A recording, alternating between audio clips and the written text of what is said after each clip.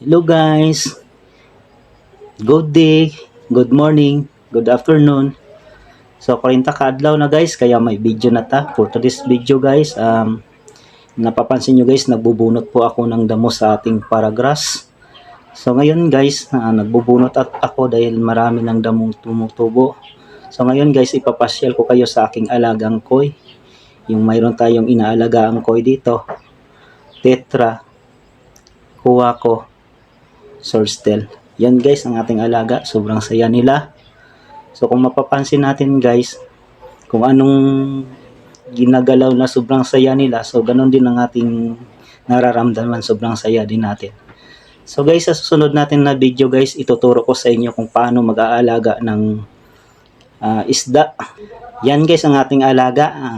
Sa susunod na video, ituturo ko sa inyo yung mahilig mag-aalaga ng isda.